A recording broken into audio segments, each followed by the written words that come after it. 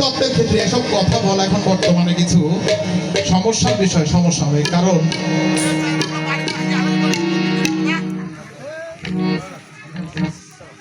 আস্তে এই গুপ্ত তত্ত্ব যে বিষয়গুলো সবার যে কথাটা অতি গোপন তার আছে বৃহৎ ওজন। আমার আল্লাহ বলেছেন, আমার কুদরত নিয়ে তোমরা ভাবা চিন্তা করো, আমি তোমাকে অনেক উপরে তুলে দেব, অনেক জ্ঞান, অনেক সম্মান দিয়ে তোমাকে আমি অনেক উপরে উঠাই দেব। কিন্তু আমার জাত নিয়ে যখন তুমি চিন্তা ভাবনা করবে, আমি তোমাকে পাগলে পরিণত করবো। আল্লাহ জাত নিয়ে যারা বেশি চিন্তা ভাবনা করতে গেছে, তারা একটু ধাঁধার মধ্যে পড়ে গেছে দুনিয়াতে। তবে কি বলছে সাধক, শোনো। ওরে সোনার মতো কান্না হলে, ওরে শুধু মাত্র গান শোনা,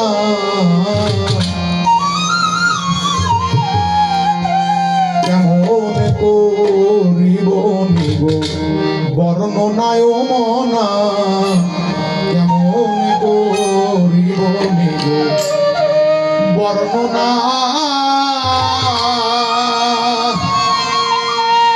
শোনার মতো গান না হলে শুধুমাত্র গান শোনা, কেমনে করিব আল্লাহর সেই সৃষ্টির নিগুড় বর্ণনা। আর কালেমার বিষয় বলেছিলাম যে লা ইলাহা ইল্লাল্লাহ, নাই কোন ইলাহ আল্লাহ ছাড়া, মুহাম্মদ রাসূলুল্লাহ, মুহাম্মদ তার প্রেরিত রাসূল।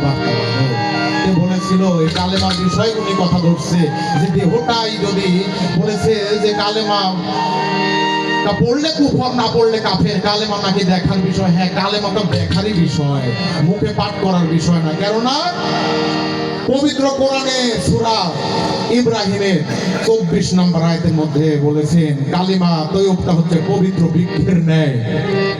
কালিমাটা হচ্ছে পবিত্র বৃক্ষের ন্যায়। কিসের ন্যায়? বৃক্ষের ন্যায়। বৃক্ষ মানে কি বাবা? গাছ। এই কালেমাটা গাছ স্বরূপ। কোরআন সূরা ইব্রাহিমের 24 নম্বর আয়াত। এই কালিমাটা গাছ স্বরূপ। কোন গাছ? এই দুনিয়া কি কোনো গাছ?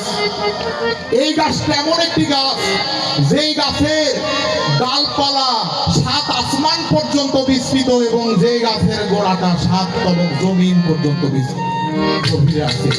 এবং শুধু তাই বলে ক্ষান্ত হয়নি, তারপরের আয়াতে বলছে প্রতিটা মৌসুমে এই কালেমার বৃক্ষ থেকে ফল দান করে।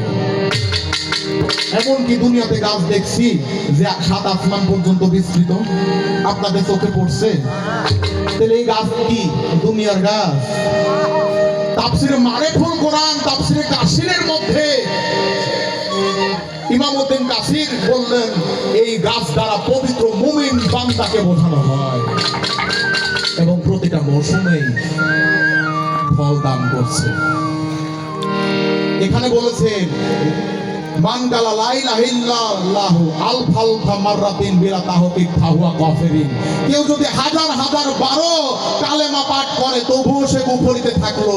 এই কালেমা যদি কেউ জীবনে একবার যদি তাহকিক করিয়া ফানা বাঁকা দাঁত সেপাত মোকাম মঞ্জিল যদি অনুধাবন করিয়া যদি জীবনে একবার যদি কেউ কালেমার দর্শন দিদার পেয়ে যায়, তার মুখে আর কালেমার পাঠ করার প্রয়োজন হয় না। তাই কালেমা পড়ার বিষয় না, কালেমা হচ্ছে দেখার বিষয়ে। রাসূলুল্লাহ সাল্লাল্লাহু আলাইহি ওয়াসাল্লামের সাথে যখন খাদিজাতুল কুবরার বিয়ে ঠিক করা হয়, তার একটা চাচা খাদিজা বিয়েটা ঠিক করেছিল রাসূলুল্লাহর সাথে। ওই সময় যখন একটা সময় আসলো যে তার চাচাটা মৃত্যুর সময়, মৃত্যুর শয্যায় শায়িত, ওই সময় খবর আসলো রাসূলের কাছে যে রাসূল, খাদিজাতুল কুবরার ওই চাচাটা অসুস্থ, চলেন যে দেখে আসি। ওই সময় আমার রাসূল তার সাহাবীদেরকে নিয়ে তার বাড়িতে গেল, যে দেখছে বিছানায় শুয়ে আছে, লড়াচড়ার মতো কোনো ক্ষমতা নাই। ওই সময় ওমর বলছে, হুজুর এই সময় মৃত্যু তার সামনে সম্ভবত অপেক্ষা করছে, আপনি কালেমা পাঠ করান। মানুষ এখনো সমাজের মধ্যে নাই, মরার আগে বলে কালেমা পাঠ করো, লা ইলাহা ইল্লাল্লাহ মুহাম্মাদুর রাসূলুল্লাহ। আছে কি না? এইদিকে আছে, সব দিকে মোটামুটি এরকম নিয়মটা চলে আসতেছে। অত সহজ মুখে বললে কি আর হয়? গুরু ধরে শাসন করে যে মেনে নিতে হয়।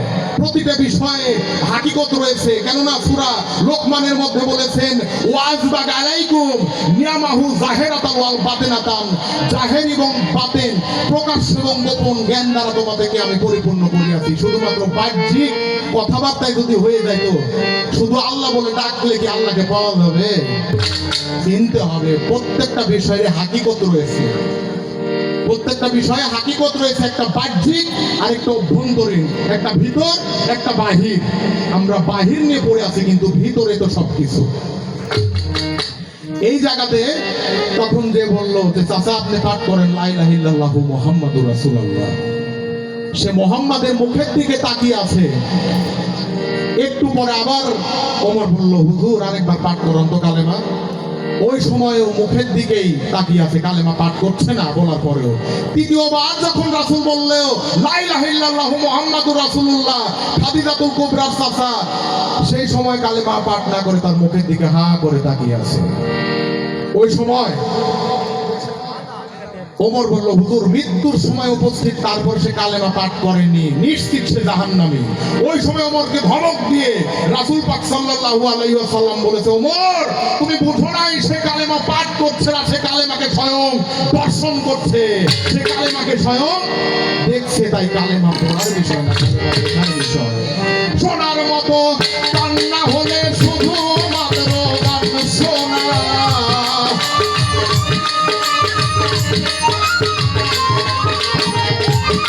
বাজান শোনার মতো কান্না হলে শুধু মাত্র গান শোনা।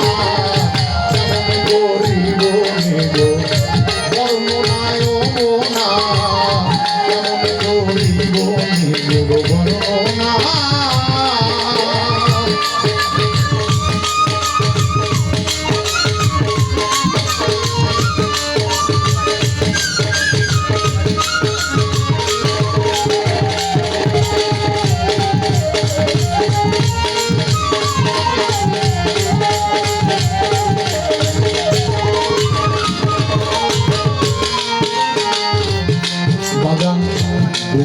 ছিল অসীম শক্তি।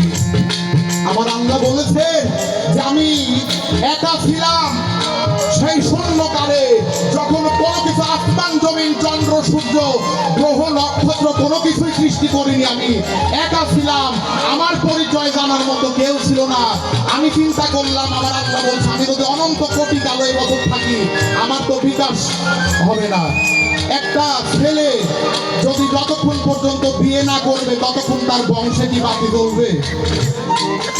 যখন বিয়ে করবে তখন তার একটা সন্তান জন্ম নিয়ে যখন আব্বা বলে ডাক দিবে তখন আমি আমার পরিচয় বোঝানোর জন্য একটা ব্যক্তিকে পাবো। আমার কালাচান বাজান যদি আমার বংশের বাজানকে যদি এইভাবে জন্ম না দিত